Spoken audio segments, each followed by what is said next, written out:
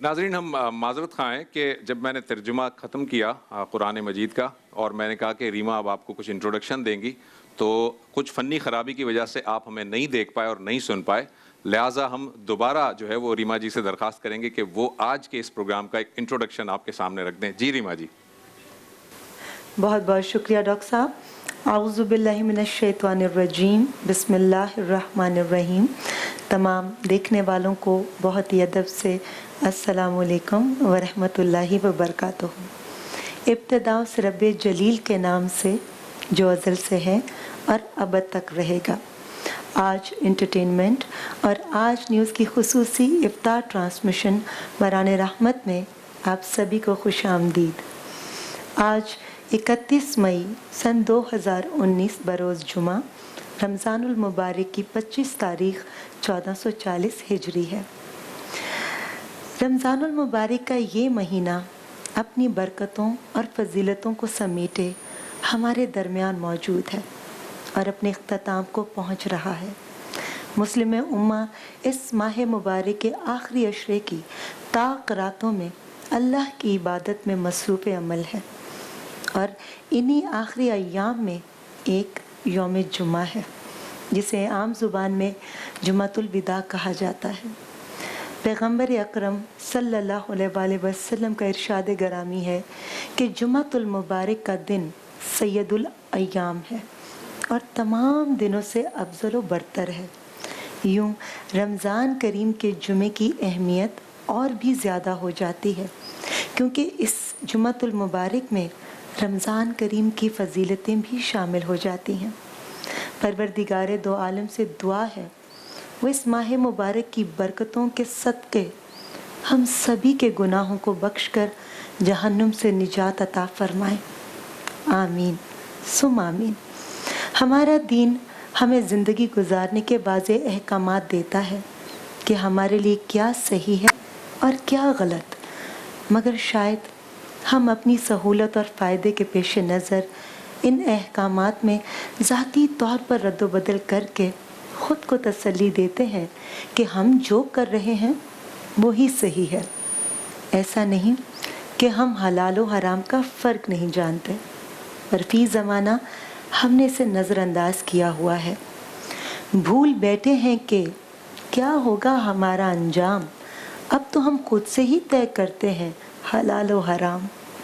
حضرت ابو ہریرہ رضی اللہ تعالیٰ عنہ سے مروی ہے کہ رسول اکرم صلی اللہ علیہ وآلہ وسلم کا ارشاد ہے، لوگوں پر ایک ایسا زمانہ بھی آئے گا جس میں آدمی اس بات کی پرواہ نہیں کرے گا کہ اس نے جو مال حاصل کیا ہے وہ حلال ہے یا حرام۔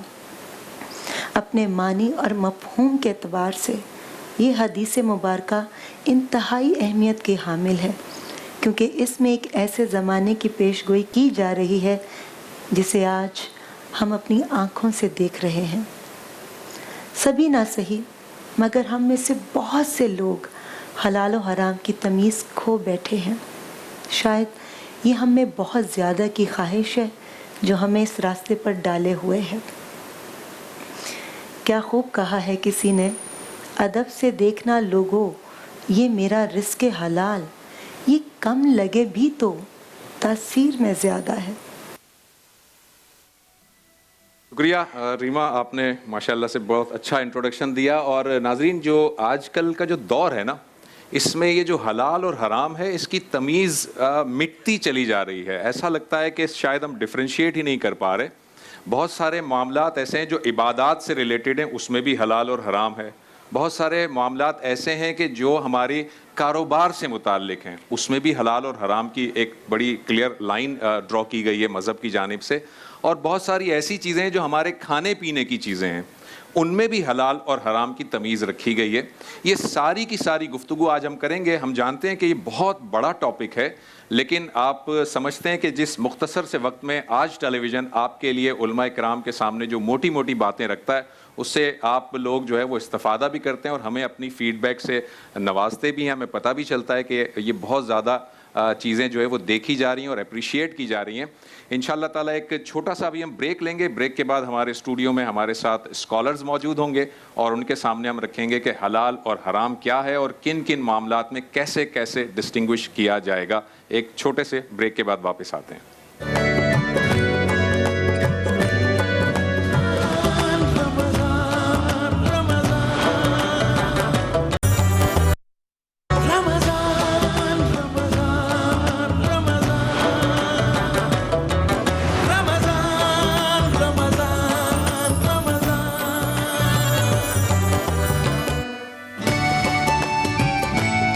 ویلکم بیک ناظرین. آپ انٹروڈکشن میں یہ جان چکے ہیں کہ آج ہمارا ٹاپک ہے حلال اور حرام. میرے ساتھ اس وقت اسٹوڈیو میں جو علماء کرام موجود ہیں ان کا تعارف کروا دیتا ہوں. سب سے پہلے میرے بائیں جانب موجود ہیں مولانا سید ارشاد حسین اشرفی صاحب. السلام علیکم جی. وعلیکم السلام ورحمۃ اللہ وبرکاتہ. ان کے ساتھ یہاں تشریف رکھتے ہیں مولانا ضامن عباس زیدی صاحب. السلام علیکم ضامن صاحب. السلام ورحمۃ اللہ وبرکاتہ. جی ریما, کیا کوشچن ہے پہلا ہمارے پاس انٹروڈکٹری کوشچن؟ ڈاکٹر صاحب, ہمیشہ کی طرح آج کا ٹاپک بھی بہت اہم ہے اور بہت سارے سوال ہیں ذہن میں, کیونکہ آج ہم جس معاشرے میں رہ رہے ہیں اس میں بہت مشکل ہے حلال اور حرام میں تمیز کرنا. تو علماء کرام سے میرا پہلا یہی سوال ہے کہ کیسے ہم ان دونوں چیزوں میں تفریق جان سکتے ہیں کہ کیا حلال ہے کیا حرام ہے, دین کی روشنی میں بھی اور آج جس دنیاوی ماحول میں ہم رہ رہے ہیں اس کی روشنی میں بھی. اللہم صلی علی سیدنا مولانا محمد وعلی آل سیدنا مولانا محمد وبارک وسلم. اعوذ باللہ من الشیطان الرجیم. بسم اللہ الرحمن الرحیم. قل لا یستوی الخبیث والطیب ولو اعجبک کثرت الخبیث. اے محبوب, یہ دو ٹک فیصلہ آپ سنا دیجئے کہ خبیث اور طیب ایک جیسے کبھی نہیں ہو سکتے, باوجود اس کے کہ خبیث کی کثرت ہو جائے, بہت زیادہ پھیل جائے اور تم اس کی اتنی کثرت سے حیران ہو جاؤ کہ یہ تو بڑی اچھی چیز ہے, یہ تو ہمیں بھی ملنی چاہیے, ہمیں بھی کرنا چاہیے. اس کے باوجود خبیث خبیث رہے گا, طیب طیب رہے گا. پاک یہ قرآن کی آیت ہے, قرآن کا فیصلہ ہے. یہ دو ٹک فیصلہ ہے اور یہ آیات محکمات میں سے ہے کہ اس میں چوں چرا کی گنجائش یا تفسیر کی گنجائش نہیں. سیدھی سیدھی بات ہے کہ پاک اپنی جگہ پاک رہے گا اور خبیث خبیث رہے گا.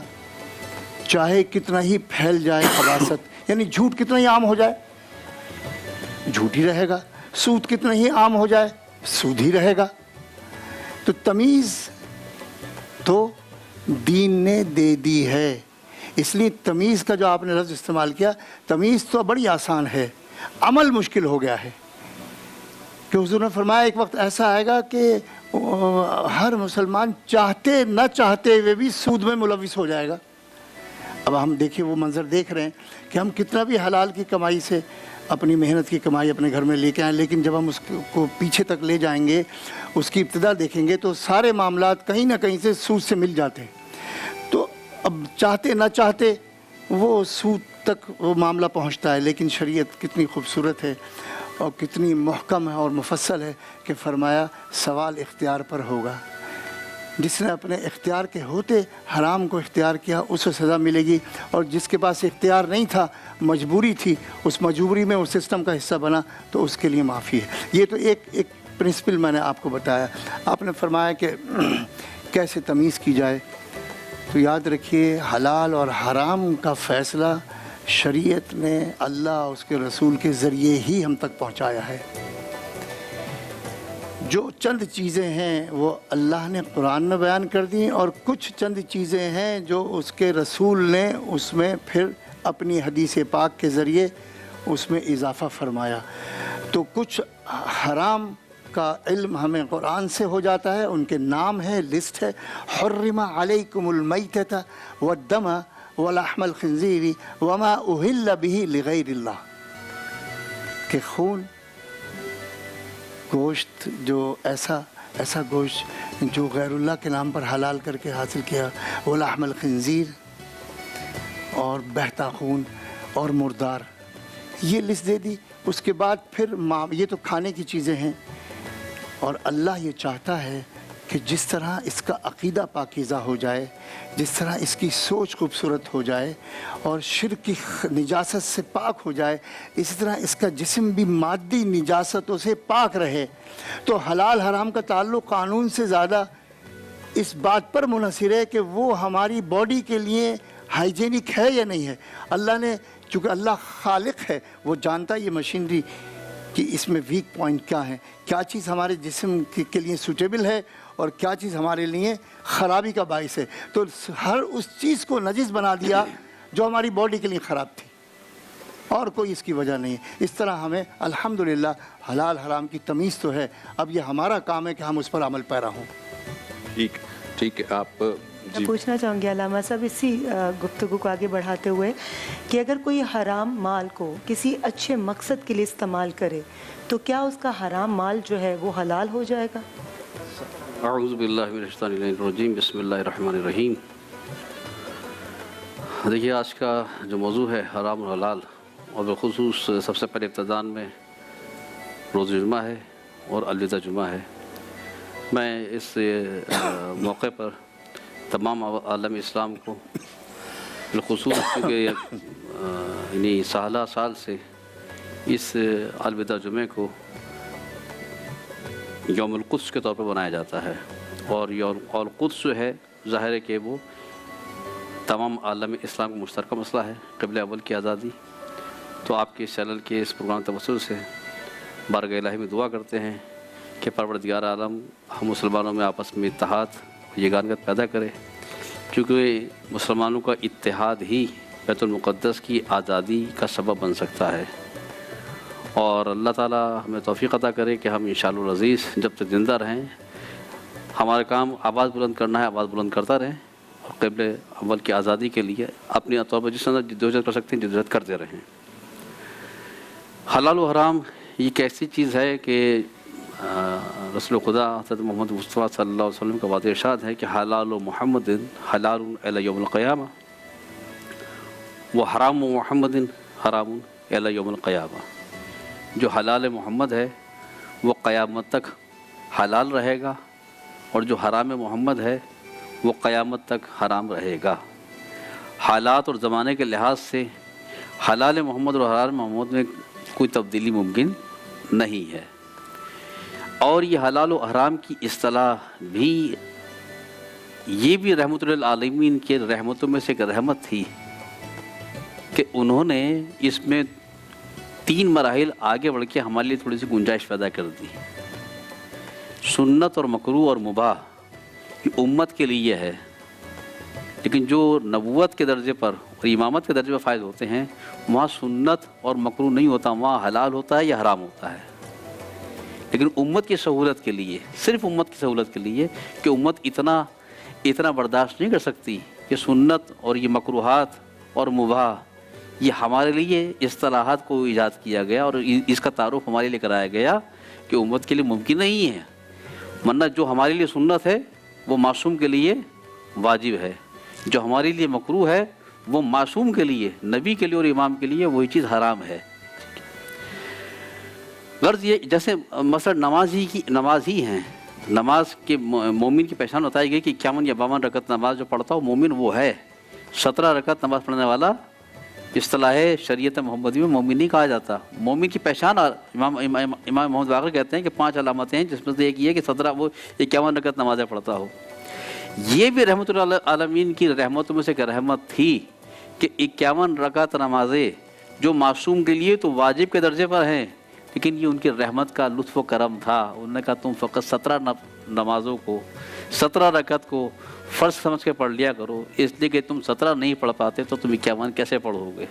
یہ بھی تو جو آپ کا سوال ہے اس کی کیفیت یہ ہے کہ دیکھیے، میں اگر نجس تالاب میں گر جاؤں اور باہر نکلنے کے بعد جتنا چاہے عطر و عنبر لگا دوں تو وہ عطر و عنبر جو ہے میری بدبو کو، میری نجاست کو ختم نہیں کرے گا جب تک کہ میں آب مطلق کے ذریعے سے اپنا کو پاک و پاکیزہ نہیں کر لوں گا۔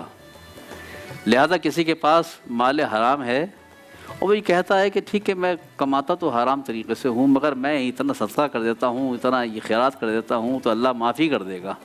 اللہ تو دل کے حال کو جانتا ہے. تو نجس چیز کے ذریعے سے کبھی نجاست کو پاک نہیں کیا سکتا. پاک کرنے کے لیے ضروری ہے کہ پانی کا پاک ہونا ضروری ہے. پانی پاک ہوگا تو نجاست دور ہوگی. تو نجس مال کے ذریعے سے کبھی ایسا نہیں ہے کہ کچھ صدقہ کچھ حصہ. یہ تو ہماری اختراع ہے نا, ہم نے اختر لی ہے اپنے دل کی تسلی کے لیے. جیسے قبلہ فرما رہے تھے کہ شریعت قانون تو ایک ہی ہے, جو خبیث ہے خبیث ہے, جو طیب ہے طیب ہے.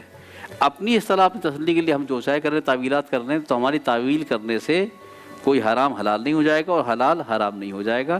تو ایسا ممکن نہیں ہے کہ مال حرام کے ذریعے سے ہم کچھ نیکیاں کر کے اس کو حلال کرانے کا. یہ وہ نہیں ہے جو گورنمنٹ نے ایمنسٹی اسکیم نکالی ہے کہ یہ اسکیم نکال دی گئی ہے, اب اتنے عرصے کے اندر جو چاہے اپنے ناجائز کو جائز بنا لے. تو یہ تو دنیاوی قانون تو ہو سکتا ہے, الہی قانون نہیں ہے ایسا. تو ٹھیک, ثواب نہیں ہوگا اس میں. بالکل آپ بالکل درست فرمایا کہ اس طرح سے جو ہے وہ ہماری تعویلات جو بھی ہوں, تعویل کر کے ہم اپنے دل کو بے شک تسلی دیں, مگر اللہ کا قانون اپنی جگہ اٹل ہے. مفتی صاحب یہ فرمائیے گا کہ قرآن مجید جب کھانے پینے کے معاملات اگر ہم دیکھیں, جیسے ابھی آپ نے آیت بھی کوٹ کی, اس میں اللہ تعالیٰ فرماتا ہے کہ حلال اور طیب چیزیں کھاؤ. حلال تو مجھے سمجھ میں آ گیا کہ جو میرے رب نے کہہ دیا کہ یہ جانور جو ہے یہ تمہارے لیے حلال ہے تو وہ حلال ہے, میرے رب نے کہہ دیا وہ حرام ہے تو حرام ہے. حلال اور حرام تو پتہ چل گیا مجھے. طیب اللہ تعالیٰ ایک ٹرم استعمال کر رہا ہے کہ پاکیزہ چیزیں کھاؤ. اب پاکیزہ چیزیں ریلیٹیو ہو سکتی ہیں, ہو سکتا ہے ایک چیز آپ کی نظر میں پاکیزہ ہو, میری نظر میں پاکیزہ نہ ہو سکتا ہے وہ وائس ورسا ہو. تو وہ طیب کو کیسے ڈفرینشیٹ کریں گے ہم؟ اللہم صلی علی سیدنا مولانا محمد وعلی آل سیدنا مولانا محمد وبارک وسلم. بسم اللہ الرحمن الرحیم. یجدونہ مکتوبا عندہم فی التوراۃ والانجیل یأمرہم بالمعروف وینہاہم عن المنکر ویحل لہم الطیبات ویحرم علیہم الخبائث.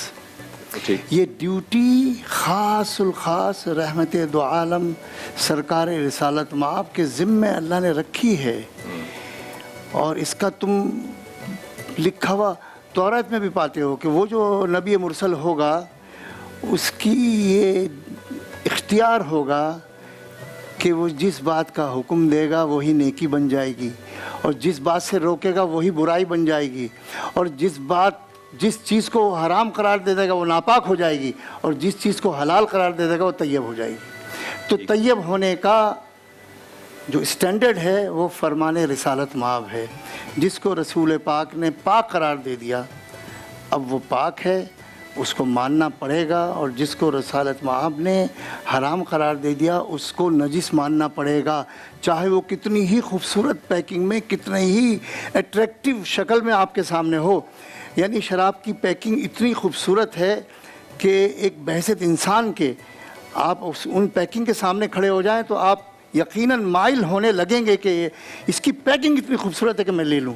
تو چاہے کتنی ہی خوبصورت انداز میں حرام کی پیش کی حرام ہے نا وہ. جی آپ یہ فرما رہے ہیں پیکنگ بے شک خوبصورت ہے مگر شراب تو حرام ہے نا. جی, تو مقصد یہ ہے کہ یہ شیطانی اور دنیاوی معاملات کتنے ہی خوبصورت ہے. وہ جو میں نے آیت پڑھی نا, وَلَوْ أَعْجَبَكَ كَثْرَةُ الْخَبِيثِ, یعنی تو حیران ہو جائے گا, فیصلہ نہیں کر پائے گا آیا یہ چیز حرام ہو سکتی ہے. اتنی صاف, اتنی خوبصورت, اتنی شاندار اس کی پریزنٹیشن ہے, اور اتنی خوبصورت اس کی پیکنگ ہے, اس میں نجاست کیسے ہو سکتی ہے؟ تو نجاست کا تعلق سجاوٹ سے نہیں ہے. وَلَوْ أَعْجَبَكَ كَثْرَةُ الْخَبِيثِ, تیرا دماغ گھوم جائے گا. تو قائم رہے اسی قول مصطفیٰ پر جو مصطفیٰ نے فرما دیا, وہی حلال ہے وہی حرام ہے. ایک جملہ اور عرض کر دوں کہ جو امت کو روکا گیا ہے, اور کسی بھی امتی کو یہ اختیار نہیں ہے کہ وہ یہ کہے کہ فلاں چیز حرام ہے اور فلاں چیز حلال ہے. وَلَا تَقُولُوا لِمَا تَصِفُ أَلْسِنَتُكُمُ الْكَذِبَ هَذَا حَلَالٌ وَهَذَا حَرَامٌ. دیکھو یاد رکھنا, اپنی زبانوں کے ذریعے اپنی زبانوں کو گندہ مت کرنا یہ کہہ کر کہ پاکیزہ چیز کو تم کہنے لگو حرام ہو, اور حرام چیز کو اور ناپاک چیز کو کہنے لگو کہ حلال ہے. جیسے بہت سے علماء اور بہت سے جو ہیں اسکالر, بھئی سود کی یہ قسم حلال ہے, سود کی یہ قسم حرام ہے. اچھا سور تو اس لیے حرام کیا گیا کہ وہ گند کھاتا تھا, اب تو وہ فارم میں پلتے ہیں, اب تو گند نہیں کھاتے, تو اب کیوں حرام ہے؟ جب حرام کہہ دیا تو حرام ہے. قول محمد اگر حرام ہے تو قیامت تک. میں جو جاننا چاہ رہا تھا مفتی صاحب, وہ آپ فرما رہے ہیں بے شک کہ ایک چیز جو ہے بڑی خوبصورت پیکنگ میں ہے, اگر وہ حرام ہے تو حرام ہے, تو اس کا مطلب جو ڈفرینسیشن ہے وہ حلال اور حرام ہی ہے نا. اللہ تعالیٰ نے دو الفاظ استعمال کیے, حلال طیبہ. تو حلال اور حرام کی ڈفرینسیشن تو کر دی. طیب یا تو پھر ہم یہ سمجھ لیں کہ جو حلال ہے بس اسی کو طیب کہتے ہیں, یہ دو مترادف الفاظ ہیں اور اللہ تعالیٰ نے دونوں الفاظ استعمال کر لیے, یا طیب کے کوئی اور میننگ بھی ہیں, وہ سمجھنا چاہ رہا ہوں. آپ جو مثالیں دے رہے ہیں, آپ نے شراب کی اگزامپل دی, سور کی اگزامپل دی, یہ تو ڈکلیئرڈ ہے نا کہ یہ حرام ہے. میں طیب سمجھنا چاہ رہا ہوں, طیب کیا چیز ہے, کیا چیز نجس اور طیب ہوگی جس کو کہ اللہ تعالیٰ کہہ رہا ہے کہ کھانے پینے میں حلال کا بھی خیال رکھو اور طیب کا بھی خیال رکھو, یہ اللہ تعالیٰ بتا رہا ہے. طیب چیزوں کی لسٹ نہیں دی گئی, جی میں وہی جاننا چاہ رہا حرام تھا. کی لسٹ دی گئی ہے. ٹھیک, حرام کی لسٹ واضح ہے, مکمل ہے, اس میں اشتباہ نہیں ہے. اس کے علاوہ جتنی چیزیں ہیں وہ طیب بھی ہیں, مباح بھی ہیں. اچھا ٹھیک. ایک آپ کا سوال تو نہیں ہے کوئی؟ آپ پوچھیں, بڑا اچھا پوچھیں, اس کے بعد میں پوچھوں. اچھا, ایک یہ ہے کہ ہمیں یہ بھی کہا گیا ہے کہ جو خون ہے وہ حرام ہے. اسی وجہ سے جب ہم کسی جانور کو ذبح کرتے ہیں تو اصل میں اس کا خون بہا دیتے ہیں تاکہ اس کا خون نکل جائے, بلڈ نکل جائے, بیکاز وہ خون جو ہے وہ دم جو ہے وہ حرام ہے. لیکن ہم دیکھتے ہیں کہ جب ہم مچھلی کھاتے ہیں تو مچھلی بھی وہ جانور ہے, اس کا خون نہیں نکلتا بلکہ وہ تو ڈیڈ حالت میں ہم تک پہنچتی ہے, مردہ حالت میں پہنچتی ہے. اور اللہ تعالیٰ نے جس آیت کی طرف مفتی صاحب نے اشارہ فرمایا وہ تھا حرمت علیکم المیتۃ, کہ مردار بھی مت کھاؤ. لیکن ہم مچھلی کھاتے ہیں, اس کو کس طرح سے استنباط کریں گے؟ ایک چھوٹا سا بریک لے لوں ضامن صاحب, پھر اس کے بعد آپ اس کا جواب دیجیے گا.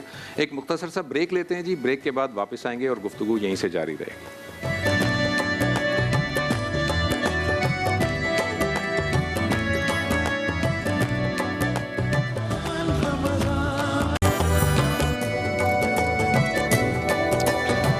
ویلکم بیک ناظرین. ہم بریک سے پہلے جو ہے وہ بات کر رہے تھے, ضامن صاحب اپنی گفتگو کر رہے تھے اور اس میں بریک آ گیا تھا. جی ضامن صاحب. بسم اللہ الرحمن الرحیم. یہ جو آپ نے یہ مثال دی, دیکھیے ایک ہوتا ہے خون جہندہ رکھنے والے جانور. جی, خون جہندہ اصطلاح ہے شرعی. جی جی جی, یعنی جب رگ کاٹی جائے تو ان کا خون اچھل کر نکلتا ہو, ٹھیک ہے, وہ خون نجس ہوتا ہے. ٹھیک ہے. اور کچھ جانور ہوتے ہیں جن کا خون جہندہ نہیں ہوتا, یعنی کاٹنے سے اچھل کر نہیں نکلتا, ٹھیک, وہ خون نجس نہیں ہوتا. یہ جو آپ کا سوال ہے یہ ذبیحہ سے متعلق ہے. ذبیحہ کے احکامات میں یہ ہے کہ مچھلی کا ذبیحہ وہ مچھلی جو سمندر میں مر گئی اور مردہ نکالی گئی, وہ مچھلی نہیں کھا سکتے آپ. ٹھیک. مچھلی کا ذبیحہ جو ہے وہ یہ کہ زندہ مچھلی کو پانی سے نکالیں گے آپ اور باہر وہ تڑپنے کے بعد مرے گی, ٹھیک ہے, اس کا ذبیحہ وہ کہلائے گا. ٹھیک ہے. کیونکہ شریعت نے دونوں کو, یہ جو خون جہندہ رکھتے ہیں جو کیونکہ مچھلی خون جہندہ نہیں رکھتی, وہ دم مسفوحہ کہلاتا ہے. دم مسفوحہ, تو اس لیے اس کا ذبیحہ چاروں رگوں کا کٹنا ہے. ٹھیک ہے. اس کا ذبیحہ پانی سے باہر آنے کے بعد مرنا ہے. ٹھیک ہے. وہ مچھلی جو سمندر میں مر جائے, رائٹ, اور اس کو نکالا جا رہا ہے, وہ مردہ مچھلی کہلائے گی. صحیح. اس کو کھانا حرام ہے, اسے نہیں کھا سکتے. ٹھیک. جی آپ کا کوئی میں کوشچن ہے؟ پوچھنا چاہوں گی علامہ صاحب کہ لا علمی یا مجبوری میں کیے گئے کام, حرام کام کا کتنا گناہ ہوگا؟ اللہم صلی علی سیدنا مولانا محمد وعلی آل سیدنا مولانا محمد وبارک وسلم. جتنی بھی حلال حرام کی تمیز ہمیں سکھائی گئی, اس کا سارا فائدہ ہمیں ہی ہے, مادی لحاظ سے بھی, اخلاقی لحاظ سے بھی اور صحت کے لحاظ سے بھی. اس کا تعلق خدا اور اس کے رسول کی ذات سے نہیں ہے. اس پر عمل سے ثواب کا دار و مدار تو بنتا ہے, عذاب کا دار و مدار تو بنتا ہے.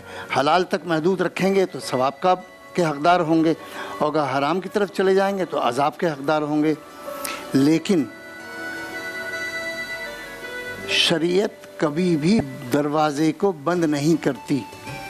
بند گلی میں داخل ہونے کے بعد وہ دروازہ اور راستہ پیدا کرتی ہے اور ہمیں راستہ سکھاتی ہے.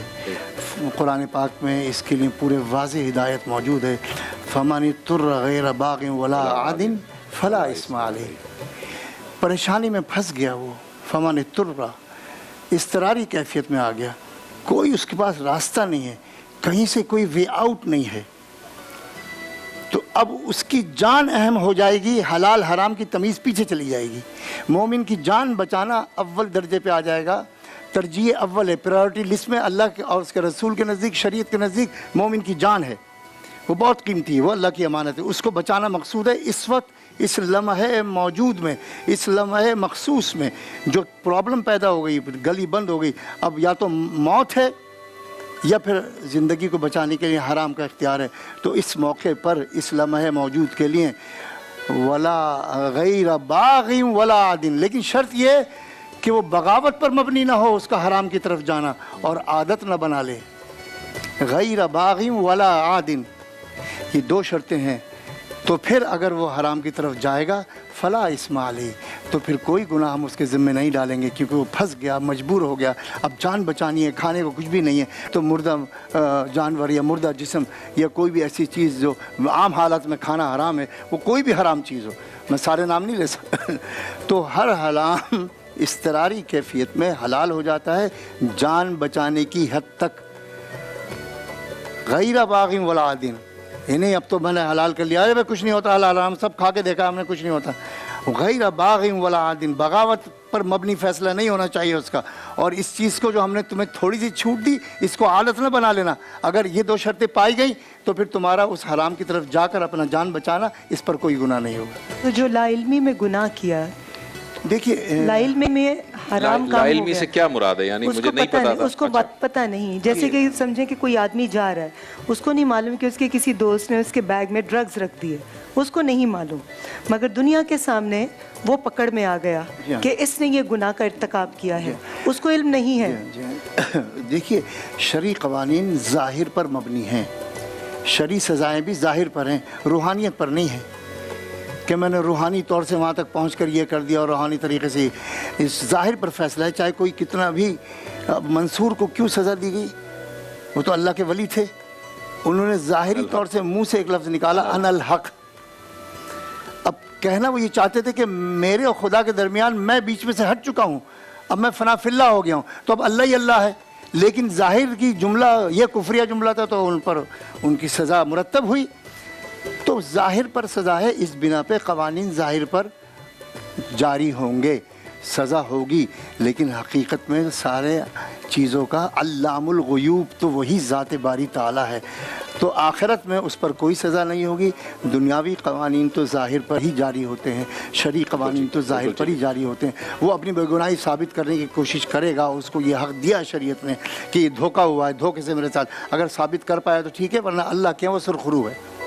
بلکہ آپ نے بہت اچھا بتایا کہ اگر جس طرح کا جو کیس ریما نے بتایا کہ جی کسی اس کو نہیں پتا تھا، وہ دھوکہ اس کے ساتھ ہوا، تو ظاہری دنیاوی قوانین کے لحاظ سے اس پر سزا نافذ ہو جائے گی، لیکن عند اللہ وہ مظلوم ہوگا. اور اس کو نہ صرف یہ کہ وہاں پر سزا تو دور کی بات ہے، اس کی مظلومیت کی وجہ سے اسے جزا ملے گی، اجر ملے گا. ایک سوال یہ ہے مفتی صاحب کہ ہم دیکھتے ہیں کہ اللہ تعالیٰ فرماتا ہے کہ ایسے جس آیت کی طرف آپ نے اشارہ کیا تھا کہ ایسے جانور کو نہ کھاؤ جس پر اللہ کے علاوہ کسی کا نام لیا گیا ہو، اور ایک جگہ اللہ تعالیٰ فرماتا ہے کہ ایسا بھی نہ کھاؤ جس پر کسی کا نام نہ لیا گیا ہو، یعنی کوئی بھی نہ ہو.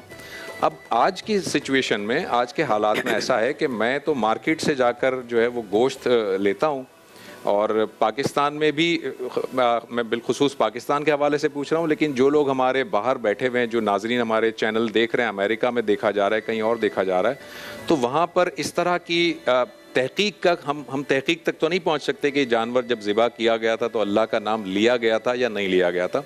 اللہ تعالیٰ یہ کہہ رہا ہے کہ جس پر کسی کا نام نہ لیا گیا وہ بھی نہ کھاؤ. اس کو پھر ہم کیسے دیکھیں گے؟ بسم اللہ الرحمن الرحیم. جو حرام کی لسٹ میں نے ابھی عرض کی قرآن کی آیت سے، اس میں جو آخری ہے وما اہل بہ لغیر اللہ، بالکل ٹھیک. یہ اہل چھوٹی ہے والا ہے، جی بڑی ہے والا نہیں ہے، حلال والا ہے. حلال والا یہ اشارے والا ہے. اہل وانے ذبح کرنا، حلال کرنا، حلال کرنا چھوٹی ہے سے. وما اہل بہ لغیر اللہ، کیونکہ یہ عادت تھی، یہ رواج تھا، یہ صدیوں سے طریقہ کار تھا کہ بسم اللہ والمنات والعزا اس طرح ذبح ہوتے تھے. یہ فلاں بت کے لیے ہیں، یہ فلاں بت کی قربانی ہے، یہ فلاں بت کی قربانی ہے. تو جتنی بھی قربانیاں ہیں وہ سب اللہ نے ممنوع قرار دے دی، وہ دروازہ ہمیشہ کے لیے بند کر دیا. اب ساری جانوں کا مالک اللہ ہے، किसी जानदार की जान लेना हराम है, किसी भी जानदार को मारना हराम है। जी, ठीक। उसकी जान का मालिक वो है, उसको पैदा भी उसी ने किया है। तो जो मालिक है उससे परमिशन लेनी उससे हम पड़ेगी, इज़्न लेते हैं, उससे और परमिशन लेनी राइट, पड़ेगी। ठीक। तो वमा उहिल्ला बिगैरिल्लाह और बिल्लाह में क्या फ़र्क है कि हम जब उसकी जान लेने के लिए उसके पास आते हैं तो उसको बताते हैं, ए मखलूक खुदा, तुझे खल्क किया है खल्लाक आलम ने, हम उसी के नाम से तुझ तक उसका इज़्न पहुंचाते हैं, बिस्मिल्लाहि वल्लाहु अकबर।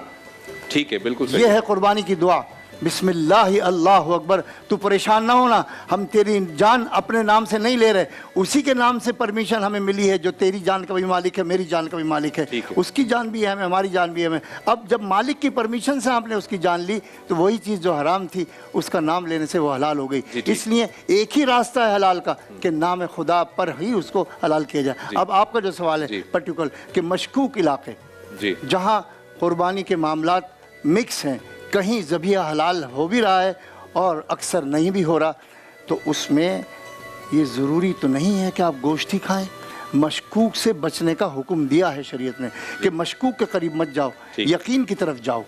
अगर तुम्हारे अब वहाँ ऐसे स्लाटर हाउस बन गए हैं जहाँ बाकायदा इस्लामी तरीके से ज़बिया होता है और वो कंपनियाँ सर्टिफिकेट देती हैं कि हमारा ज़बिया हलाल है, तो फिर उसकी कोशिश करनी चाहिए, उन दुकानों से लेनी चाहिए जो ये सर्टिफिकेट दें, सर्टिफिकेट आलिम दीन की तरफ से वो होना चाहिए, तो फिर हमारे ज़िम्मे से गुनाह ख़त्म हो जाएगा। लेकिन अगर ऐसी कोई दुकान नहीं है, कोई सर्टिफिकेट नहीं है और वो मिक्स हो रहा है, हलाल और हराम मिक्स, तो फिर उससे इज्तनाब ज़रूरी है कि शक में जाने से बेहतर है कि यकीनी चीज़ों की तरफ आया जाए और ऐसे ज़बिये को ना इस्तेमाल किया जाए। ठीक है। मकरूह के आपका हवाले सवाल। से जी, भी आप पूछ लें, पूछेंगे? नहीं आप पूछ- पूछे, मैं चाहूँगी कि आप मकरूह के हवाले से भी अल्लामा लीजिए। साहब कुछ रोशनी डाल दीजिए कि हलाल हराम का तो हमें पता चल गया, कुछ चीज़ें मकरूह करार दी गई हैं और कुछ लोग नहीं खाते, जैसे केकड़ा है उसको लोग कहते हैं ये मकरूह है, हम नहीं खाएंगे, जबकि हम उन्हीं के सामने खा रहे होते हैं। तो वो कुछ समझ आता है, फिर दिल में एक अजीब सा वसवसा आ जाता है कि क्या हमें खाना चाहिए यानी, क्योंकि सी फूड के हवाले से ऐसी बहुत सारी बातें सुनने को मिलती हैं। देखिए, जो भी मकरूहात में से हैं, चाहे वो सी फूड हो या कोई भी चीज़ हो, मकरूह की तारीफ़ ये है कि तर्क करने में सवाब है, अंजाम देने में गुनाह नहीं है। खाने से कोई गुनाह नहीं है। अगर मकरूह अमल अंजाम हो गया, उसको अगर तर्क किया, अगर आपने तर्क किया, आपने मकरूह काम को नहीं किया, तो आपको अजर मिलेगा, एक इजाफी अजर मिलेगा।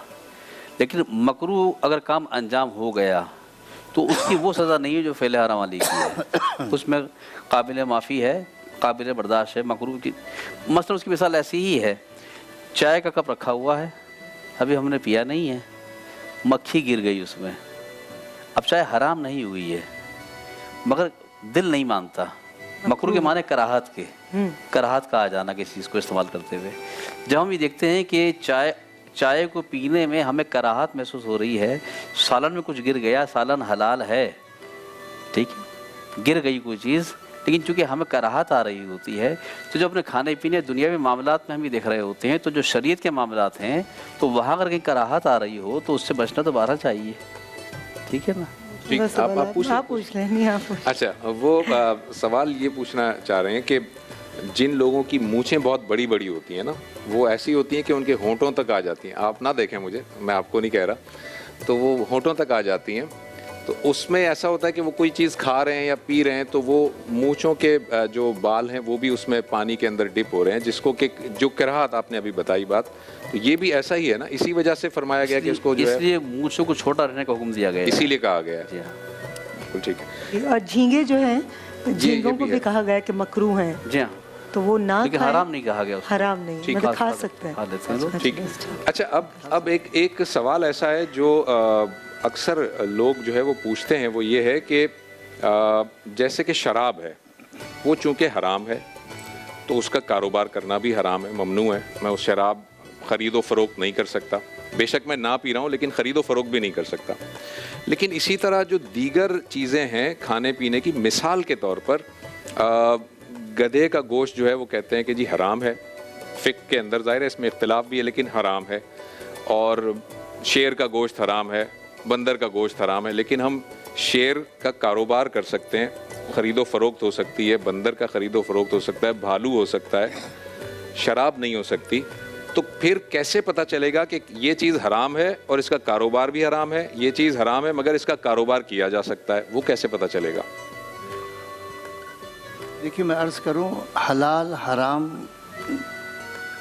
का तयन कुरान में कर दिया गया है कि ये चीज़ इस्तेमाल के लिए हराम है, ये चीज़ खाने के लिए हराम है, ये चीज़ ख़रीदने बेचने के लिए हराम है। ठीक। जैसे कि ख़रीदना बेचना सूदी हराम है, बिल्कुल सही है। खिंजीर का गोश्त खाने के लिए हराम है, शराब पीने के लिए हराम है। बिल्कुल सही है। तो अब शराब के का जो आपने ख़ास तौर से मिसाल दी, उसके लिए हम कुरान से हिदायत लेते हैं। यसअलूना कानिल खम्रि वल मैसिर कुल फीहिमा इस्मुन कबीरुन व मनाफिउ लिन्नास। राइट। व मनाफिउ लिन्नास, इसमें बहुत से फ़ायदे भी हैं। फिर कैसे फैसला हो? व इस्मुहुमा अकबरु मिन नफ़इहिमा, इसकी जब बैलेंस शीट बनाएंगे आप, तो इसकी जो ख़राबियाँ हैं वो इसके फ़ायदों से बहुत ज़्यादा हैं। तो अब तुम इसे पियोगे नहीं, इसमें फ़ायदे हैं। अब फ़ायदे क्या है? Industrial use as a alcohol, alcohol it's a chemical, ji. We are using in various type of industry. Right. हमारा बहुत बड़ा काम अल्कोहल आसान कर देती है। सही। मैं खुद चूँकि केमिस्ट्री से मुताल्लिक़ हूँ, ये एक बहुत बड़ा सॉल्वेंट है। ऐसी बहुत सी चीज़ें हैं जो हम दवा में इस्तेमाल करना चाहते हैं लेकिन पानी में वो सॉल्व नहीं होती, तो अल्लाह ने ये रखी है कि वो अल्कोहल में डिज़ोल्व हो जाती हैं। इस तरह ये प्रिजर्वेटिव भी है, प्रिजर्वेटिव भी है। तो शराब का पीने के लिए बेचना ख़रीदना वो हराम है, लेकिन इंडस्ट्रियल यूज़ के लिए ख़रीदना बेचना हराम नहीं। बिल्कुल ठीक है जी, बहुत शुक्रिया आपका। मुफ्ती साहब, आपने बड़ा वाज़ेह और बड़े तफसील से जवाब दिया। अब्बास साहब, आपका बहुत शुक्रिया। हमारा वक्त असल में ख़त्म हुआ चाहता है। प्रोग्राम जो है वो आज का जो टॉपिक है बहुत बड़ा है, बहुत वसी है, बहुत सारे और सवाल आते हैं। फॉर एग्ज़ाम्पल, लोग पूछते रहते हैं कि जी परफ्यूम लगाना कैसा है, उसमें भी अल्कोहल होता है, या इसी तरह की और बहुत सारी चीज़ें होती हैं। ये ज़ाहिर है कि ऐसी चीज़ें हैं जिस पर के वक्त तलब है, इसमें चीज़ें जिसको कि डिस्कस किया जाना चाहिए। आखिर जो बात है वो मुफ्ती साहब ने जो फरमाया शराब के हवाले से, जिस आयत की तरफ आपने तवज्जो दिलाई, वो ये है कि इस्मुहुमा अकबरु मिन नफ़इहिमा। अल्लाह ताला ने ये नहीं कहा कि उसका फ़ायदा और उसकी ख़राबी, फ़ायदा और ख़राबी बैलेंस शीट में नहीं रखी। एक तरफ फ़ायदा रखा, दूसरी तरफ गुनाह का इस्म कहा, यानी कि फ़ायदे और नुकसान के बारे में कंपैरिजन नहीं किया। अल्लाह ताला ने कहा इसका गुनाह इसके फ़ायदे से ज़्यादा है, गुनाह का लफ्ज़ इस्तेमाल किया है। तो इसीलिए ये सारे मामलात ऐसे हैं कि जिनको बहुत गौर से देखना चाहिए, क्योंकि ये आपकी क़यामत में आपकी कामयाबी का दारो मदार इसी हलाल और हराम की तमीज़ पर है और उसके इख्तियार करने और ना इख्तियार करने ही पर है। आज के इस प्रोग्राम में इतना ही कुछ मेरी तरफ से। मुझे आप इजाज़त दीजिए, लेकिन एक यहाँ छोटा सा ब्रेक लेंगे और ब्रेक के बाद हमारी ट्रांसमिशन जारी रहेगी। अस्सलामु अलैकुम वरहमतुल्लाहि वबरकातुहू।